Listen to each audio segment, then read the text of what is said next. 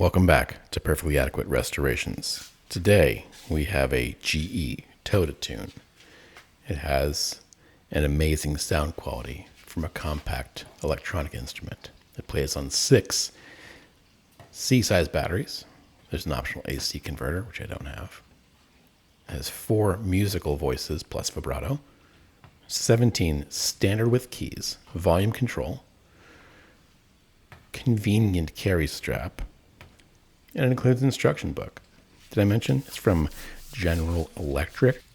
You may wonder, what kind of synthesizer are you going to get from a company that makes irons and refrigerators and washing machines? Well, here it is. Isn't that pretty? What could be wrong with it? Why is this thing on a restoration channel? What repairs could you possibly need? Looks pretty good. It's not supposed to pop like that. So most of the keys do move, but some of them, the higher ones, are seized. Let's throw 6 C batteries in and see if we do in fact get an amazing sound quality from a compact electronic instrument made by a toaster company.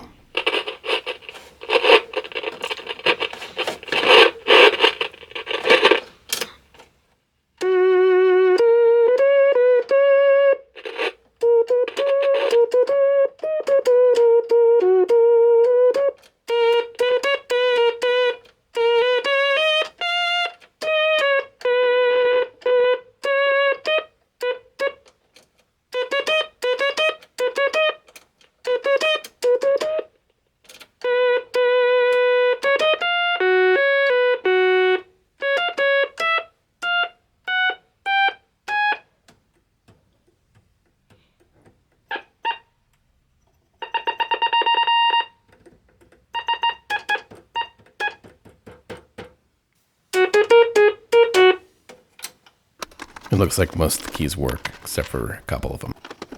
There's obviously scratchiness on some of the sliders.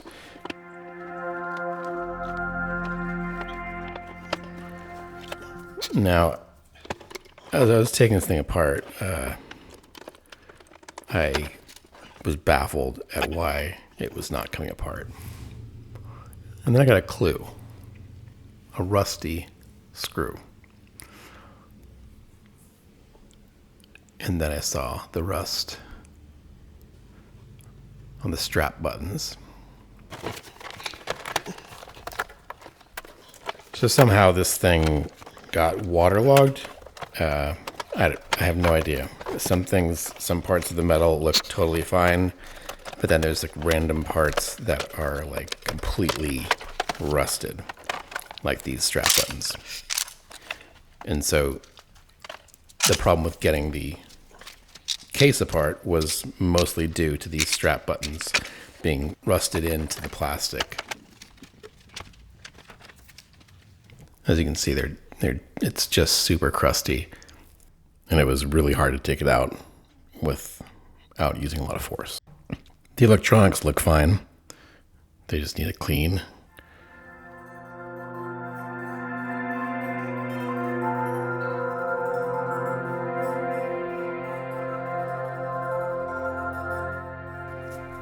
More rust, of course.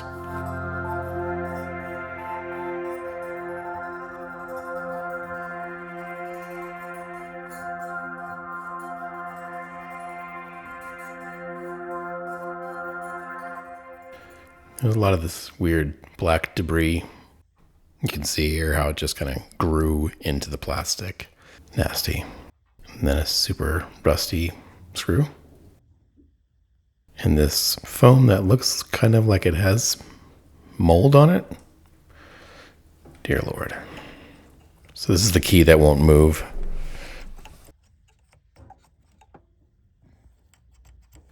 Both of the 2 highest keys don't move at all.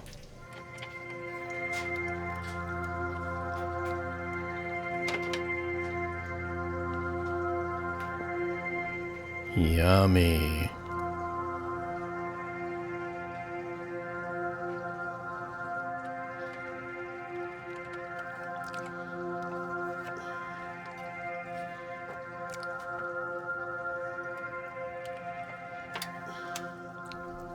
I am exerting a lot of pressure on this, and I'm trying not to ruin this whole thing. So it's coming out very slowly. Just so much rust.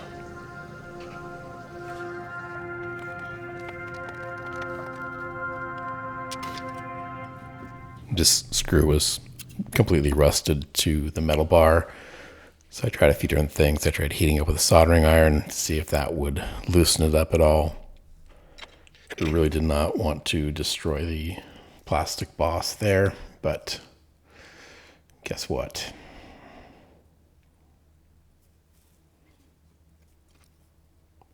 I did.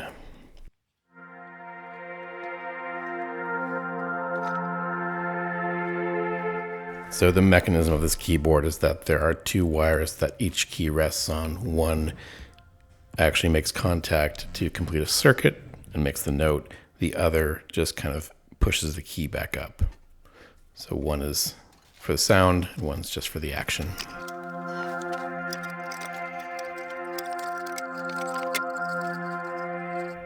You can begin to see here the corrosion on the wires. So the thicker wire is what does the action of the key, and the thinner one is the note.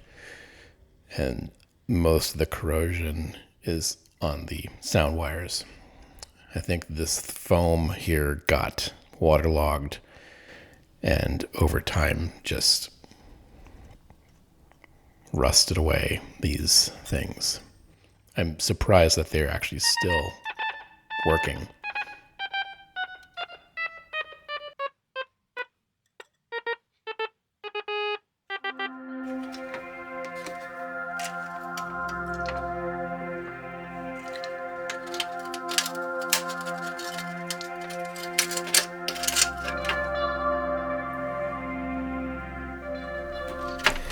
This one would not come off, and it looked like it was about to break that boss, so I left it and just slid the speaker out in a different way.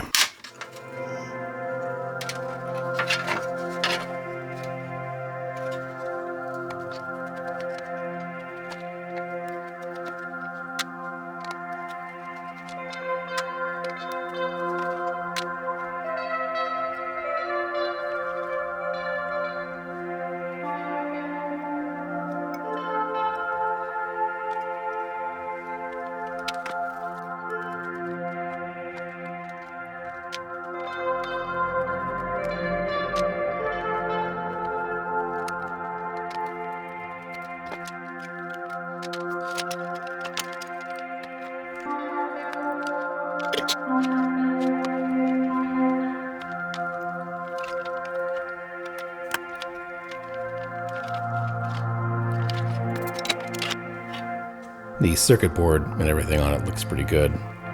I could go crazy and replace capacitors, but I am not going to. This piece was inexplicably greasy.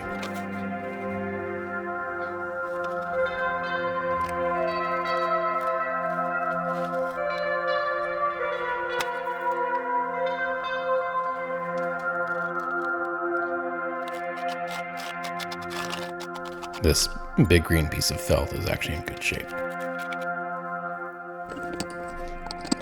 The problem with the keys not moving was that they were actually rusted onto the metal pivot pole and would not move. When I say rusted on, it was more that the rust was so thick that the plastic keys couldn't move.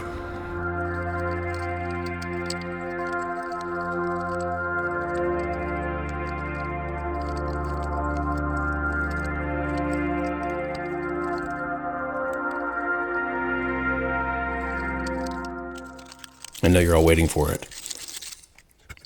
And here it comes, the mini lathe.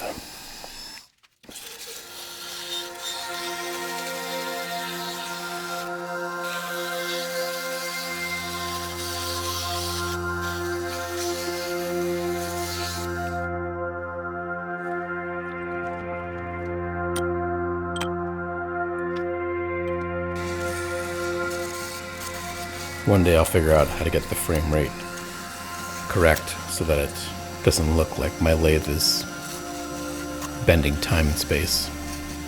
If you have any hints, please leave them in the comments. These strap buttons got me thinking about Keytars, and I forgot that I had at one point owned a Keytar, so this is my second. The first Keytar was a Roland SH-101 in blue, which I got when they came out. Yes, it had the pitch bend handle. It was a great sounding synth. I never did perform with it and do Keytar moves, though I'm sure I practiced those in my room. It was a great sounding mono synth. I think it was probably around $500 when I bought it, and of course now they're thousands of dollars. It's definitely a piece of gear that I wish I'd held on to. I think if I was to try to replace it, I would just go the Behringer route. I know. Don't come at me.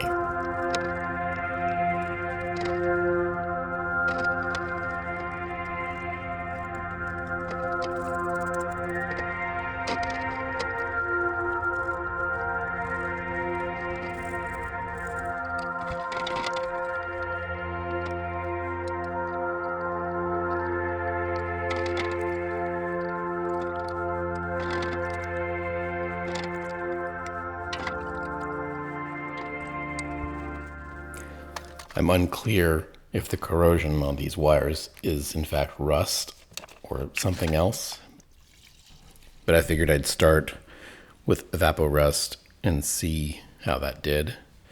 Like I said, I really can't believe that these sound creating wires aren't broken or rusted through. They are super fragile, but they somehow still complete the circuit and still do what they're supposed to do. You can see the crust coming off these things. Most of the corrosion did come off, and whatever's left did not affect the function or sound of the instrument.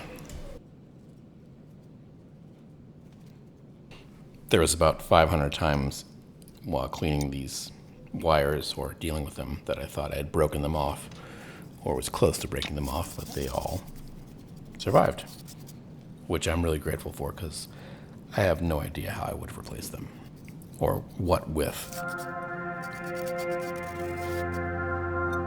To repair this broken boss, I am doing two different things. I'm obviously got a zip tie around it and put some CA glue in there and let it sit. And then the second part was to wrap it in nylon fish casting line and glue it with more CA glue. I'm really satisfied with how strong the bond is on this. I'm pretty sure it'll last till the sun explodes. Yeah, cool little trick.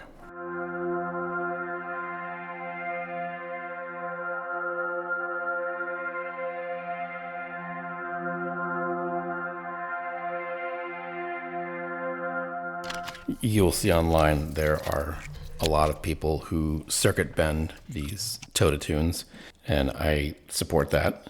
I just really wanted this to be more simple, so I put in a output.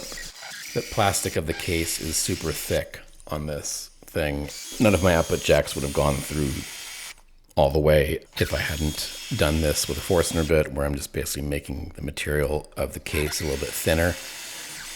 I thought I was going to use an 1/8" jack to go into the Euro rack system, but eventually I just went with the 1/4".